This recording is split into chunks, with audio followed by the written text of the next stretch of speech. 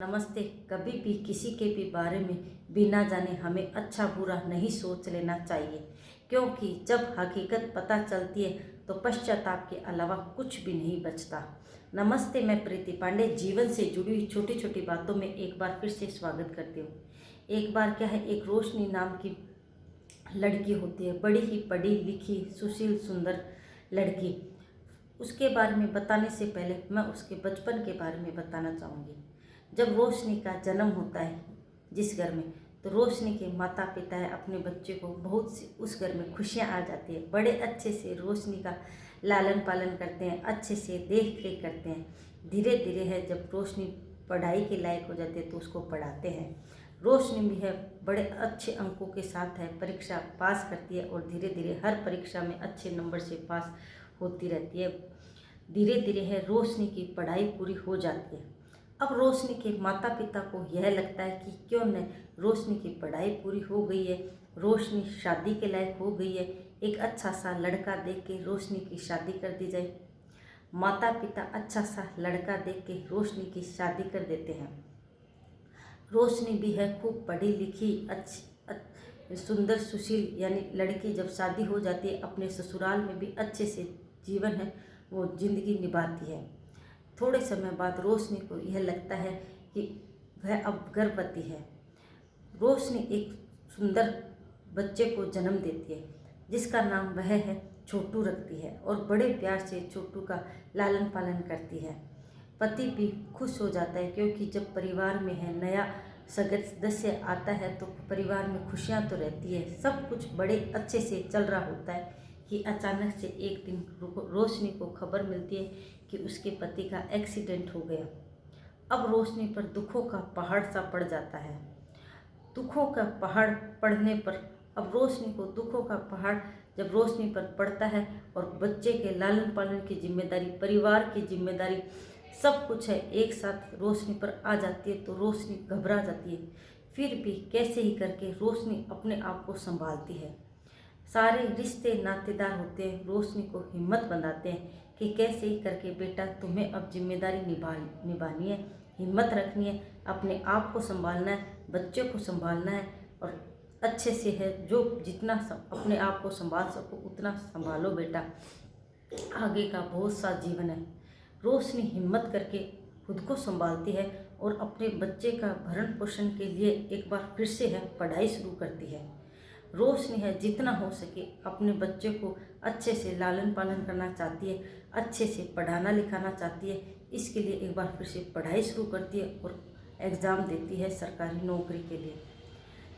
जब नौकरी का एग्ज़ाम रोशनी देती है तो उसका नौकरी में सिलेक्शन हो जाता है और रोशनी एक सरकारी नौकरी लग जाती है रोशनी की।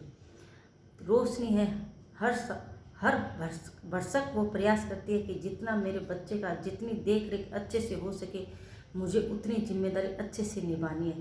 यानी माता की जिम्मेदारी तो निभानी है, पिता का भी कोई प्रेम कम न रह जाए छोटू के प्रति, वो सब मुझे अच्छे से जिम्मेदारी अपने परिवार की जितनी हो सके मैं निभाऊंगी, हिम्मत अपने में बना के रखूंगी। और रोशनी है वो जीवन जीती है, अपने अंदर से हिम्मत बांध के रोशनी है जीवन चलाती रहती है, नौकरी करती है, बच्चों को पालती है, घर का काम भी करती है, बाहर का जो भी काम है बाजार वगैरह का राशन पानी लाना सब कुछ रोशनी पर के ऊपर ही आ जाता है। रोशनी वह सब कुछ बड़े अच्छे से निभाती है। धीरे धीरे है वक्त बीतता रहता है, समय है चलता रहता है। रोशनी है अब थोड़ी बूढ़ी होने लगती है और बच्चा बड़ा हो जाता है। अब रोशनी को ऐसा लगता है कि एक और मेरी जिम्मेदारी है वो भी मुझे बखूबी निभानी है। यानी बच्चा बड़ा हो जाता है, बच्चा शादी लायक हो जाता है। रोशनी अपने बच्चों को अच्छा पढ़ा लिखा के नौकरी लगा देती है। अब रोशनी को लगता है कि अब इसकी शादी की जिम्मेदारी वो भी मुझे अच्छे से निभानी है। रोशनी एक अच्छी सी लड़की देख के अपने छोटू की शादी कर देती है। पर रोशनी शादी करने से पहले अपने लड़के छोटू को यह कहती है कि तुम्हारे और मेरे बीच में एक बात रहनी चाहिए, यह बहू को कभी मत बताना। बेटा छोटू भी अपनी माँ की बात रखता है कि मेरी माँ ने मुझे बचपन से ही खूब मेहनत करके पढ़ाया लिखाया संस्कारी बनाया, माँ जो कह रही है क्यों न मैं वैसा करूँ। माँ है कहती है कि बेटा मैंने बचपन से ही घर की जिम्मेदारी निभाई, इसलिए आगे भी मैं ही निभाना चाहती हूँ, क्योंकि बचपन से ही रोशनी के दिमाग में जब शादी होती है, पति की डेथ हो जाती है, तो उसके दिमाग में वह बात बैठ जाती है कि घर की पूरी जिम्मेदारी अच्छे से मुझे ही निभानी है। तो वह अपने बच्चे छोटू की शादी से पहले छोटू को कहती है कि तू चाहे कितना ही कमा, कितनी ही तुम्हारी सैलरी हो, पर घर का खर्च तो मैं ही चलाऊंगी। छोटू अपनी माँ को कहता है, माँ तुमने अच्छे से मेरा पालन पोषण करा, पढ़ाया लिखाया, मेरी अब नौकरी लग गई है, मैं घर खर्च चलाने लायक हूँ। माँ मुझे घर का खर्च जिम्मेदारी मुझे सौंप दो। फिर भी है रोशनी मानती नहीं है और रोशनी कहती है, नहीं, घर का खर्च है, देख रेख है सबकी, मैं ही संभालूंगी। बच्चा कहता है, ठीक है माँ। रोशनी कहती है, जो भी तुम्हें जितने भी मासिक वेतन मिलता हो वह मुझे ला के दे देना, पर बहू को यह बात मत बताना कि घर के जो मास जितना भी घर खर्च चलता है मैं चलाती हूँ। बच्चा छोटू है वो अपनी माँ को कह देता है, ठीक है, नहीं बताऊँगा। पर कहीं ना कहीं जो छोटू की पत्नी होती है उसके मन में, दिमाग में, जब छोटू अपनी माँ को सैलरी ला के देता है तो उसके थोड़ा सा खटकता है छोटू की पत्नी के, कि जो भी पैसे ये अपनी माता को ला के देता है, ऐसा क्यों? मैं तो अच्छे से, अगर छोटू की पत्नी भी अच्छी संस्कारी बहू जब रोशनी लाती है तो वो भी, पर उसके दिमाग में यह बात रहती है कि मुझे नहीं, माँ को सैलरी ला के देते हैं छोटू जी। तो फिर जब यानी रोशनी एक दिन है बीमार हो जाती है, तो रोशनी को अब लगता है कि क्यों न यह बात अब बहू को बतानी ही पड़ेगी। 2 4 5 साल बाद है रोशनी एक दिन बीमार हो जाती है। तब है रोशनी अपनी बहू को अपने पास बुलाती है और कहती है कि बेटा 1 गिलास पानी ला के देना।